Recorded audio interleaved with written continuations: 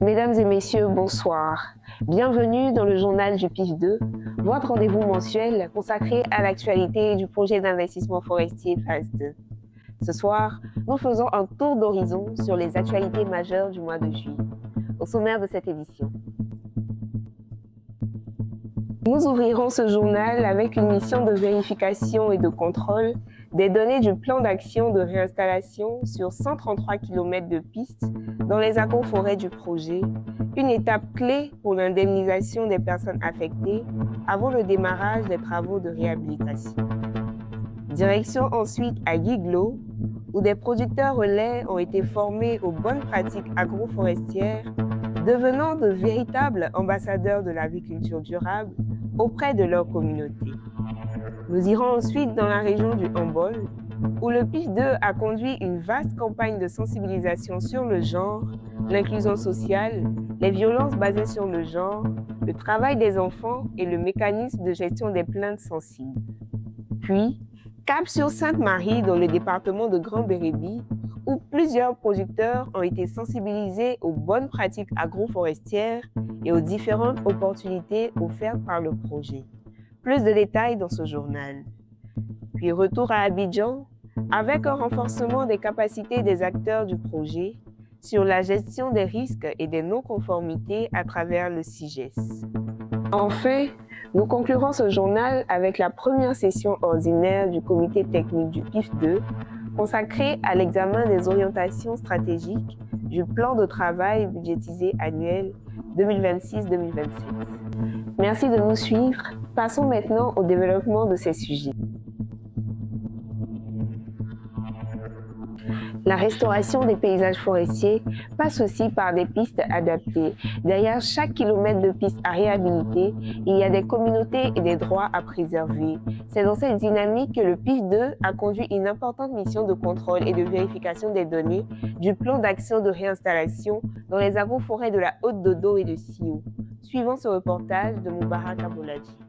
Du 15 au 27 juin 2025, des équipes du PIF2 ont conduit une mission de vérification et de contrôle des parts, plan d'action de réinstallation sur 133 km de pistes dans les agroforêts de la Haute-Dodo et des Sio, situées respectivement dans les régions de San Pedro et du Cavali. Cette opération, menée en collaboration avec la SODEFOR, visait à garantir la conformité des travaux de réhabilitation aux normes environnementales et sociales de la Banque mondiale.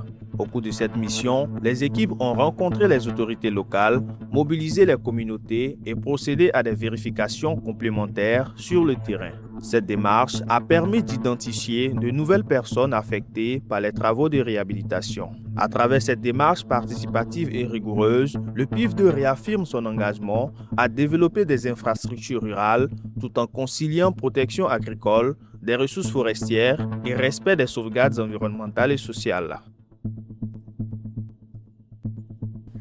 Former des producteurs aujourd'hui, c'est préparer les ambassadeurs de l'agroforesterie de demain. Pour diffuser les bonnes pratiques agroforestières à grande échelle, le PIF2 mise sur les champs-écoles paysans. À Guiglo, des producteurs relais ont été formés et chargés de diffuser les enseignements reçus auprès de leurs pairs. Le point avec Corinne Poitou. Du 15 au 17 juillet 2026 à Guiglo, 18 producteurs relais de l'agroforêt de Sio, située dans la région du Cavali, ont été formés aux pratiques de la cacaoculture biologique durable, à la production de biocompost, ainsi qu'à la fabrication et à l'utilisation de biopesticides. Cette formation organisée dans le cadre de la mise en place des champs-écoles paysans vise à renforcer les compétences locales et à favoriser la diffusion des bonnes pratiques agroforestières au sein des communautés.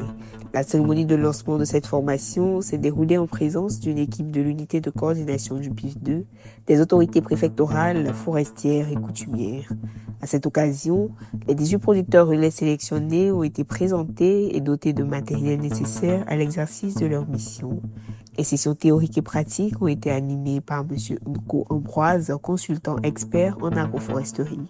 À l'issue de leur formation, les producteurs relais ont été chargés de transmettre leurs connaissances à d'autres producteurs au sein de leur communauté. À terme, 111 producteurs relais seront formés dans les agroforêts de Sio, de la Haute-Dodo et des Rapides Gras.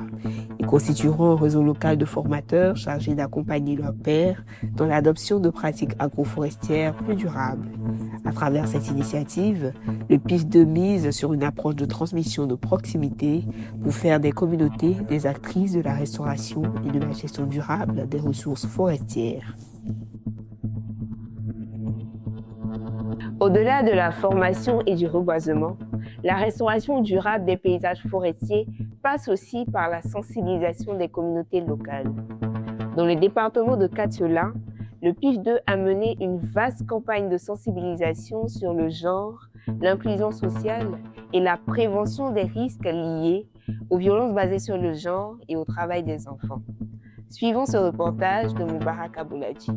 Du 13 au 19 juillet 2026, le PIF2, en collaboration avec la SODEFOR, le Programme national de lutte contre les violences basées sur le genre et les points focaux VBG du projet, a mené une vaste campagne de sensibilisation dans les villages riverains des forêts classées de Loro et de Kobo dans le département de Katsula. Pendant 7 jours, plusieurs centaines de personnes ont été mobilisées autour des thématiques du genre, de l'inclusion sociale, de la prévention des violences basées sur le genre, du travail des enfants et du fonctionnement du mécanisme de gestion des plaintes sensibles. Les équipes ont parcouru plusieurs localités, notamment Uregeka, Petionara, Unandieka et Kanangono, utilisant des sketchs et pièces de théâtre pour susciter l'intérêt des populations et favoriser des échanges directs. Ces activités participatives ont permis aux communautés de mieux s'approprier les messages clés et d'adopter des pratiques favorables à l'inclusion sociale, à la protection des personnes vulnérables et à la prévention des violences. À travers cette initiative, le PIF2 poursuit son engagement à placer les communautés au cœur de la restauration durable des paysages forestiers en consolidant la prévention des risques sociaux et la participation citoyenne. Le PIF2 poursuit sa dynamique de proximité sur le terrain auprès des producteurs. Dans l'agroforêt des Rapides Gras Sud, située dans la région de San Pedro, une équipe est allée à la rencontre des producteurs pour renforcer leurs connaissances sur les activités du projet et promouvoir des pratiques agricoles plus durables. Suivons ce reportage de Corinne Poibou. Du 21 au 24 juillet 2026, le PIF2, en collaboration avec la SODEFOR, a conduit une mission de sensibilisation auprès des producteurs de Sainte-Marie, localité située dans l'agroforêt des Rapides Gras Sud, dans la région de San Pedro. Cette initiative visait à renforcer l'implication des communautés dans la restauration des paysages forestiers. Plus de 170 producteurs issus des communautés autochtones, allochtones et allogènes ont été sensibilisés sur des thématiques clés, notamment l'agroforesterie, le reboisement, les contrats agroforestiers et les sauvegardes environnementales et sociales. La mission a également permis la distribution de 125 cartes SIM MTN et l'ouverture de comptes mobile money pour faciliter les paiements liés aux activités du projet. À travers cette dynamique de proximité, le PIF2 réaffirme son engagement à accompagner les producteurs, renforcer les capacités des communautés et promouvoir des pratiques conciliant production agricole, restauration des paysages forestiers et amélioration des conditions de vie des communautés. Agir sur le terrain exige des outils performants pour anticiper les risques et assurer un meilleur suivi des activités. C'est tout l'enjeu du système d'information de gestion environnementale et sociale, le SIGES. À Abidjan, les acteurs du PIF2 ont renforcé leurs compétences sur la gestion des risques et des non-conformités sur la plateforme. Suivez l'explication de Moubarak Aboulaji. Du 12 au 15 juillet 2026, l'unité de coordination du PIF2 a organisé un atelier de renforcement des capacités sur la gestion des risques et des non-conformités à travers le SIGES, Système d'information de gestion environnementale et sociale. Cette session, animée par les spécialistes web du projet, avec l'appui d'un consultant du cabinet Land Resources, a réuni le personnel du projet et les points focaux SIGES issus de plusieurs structures partenaires, dont la SODEFOR, l'OIPR, CARE Côte d'Ivoire, l'ANDE, l'association Malibi, le CIAPOL et le CIRAD. Pendant 4 jours, les participants ont renforcé leurs compétences sur l'identification des risques, le traitement des non-conformités, la gestion des incidents ainsi que l'utilisation des différents modules de la plateforme à travers des exercices pratiques et des études de cas. En renforçant les capacités de ses partenaires, le PIF2 réaffirme son engagement à renforcer la gouvernance environnementale et sociale en Côte d'Ivoire et garantit un meilleur suivi des activités forestiers au bénéfice des communautés et des écosystèmes. Avant de refermer cette édition, parlons de la gouvernance du projet.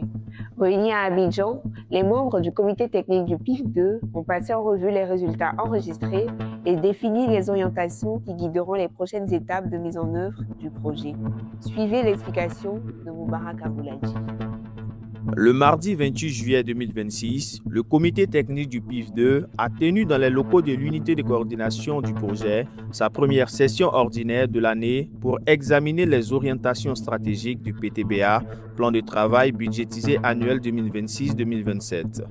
La rencontre, présidée par le conservateur général Zouzou Maï Elvire Joël, directrice de cabinet du ministère des Eaux et Forêts, a réuni les membres statutaires du comité, les structures d'exécution, notamment la SODEFOR, l'OIPR, CARE Côte d'Ivoire, ainsi que plusieurs partenaires institutionnels et techniques, dont la Banque mondiale. Cette rencontre a permis de faire l'état d'exécution physique et financière des activités du projet depuis son lancement, d'examiner le niveau de mise en œuvre du plan de passation des marchés et le plan de décaissement. Les participants ont identifié les principales contraintes rencontrées, proposé des solutions et formulé des recommandations pour améliorer le projet de PTBA. Ce document, couvrant la période de juillet 2026 à décembre 2027, a été élaboré à la suite de la restructuration du PIF2.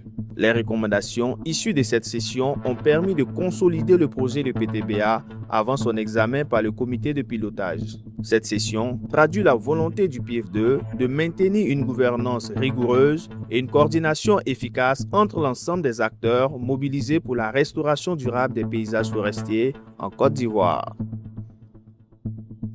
C'est la fin de cette édition. Merci de nous avoir suivis et rendez-vous le mois prochain pour un nouveau point sur l'actualité du PIF2. D'ici là, portez-vous bien et restons engagés pour la préservation de notre patrimoine forestier et le développement durable de nos communautés.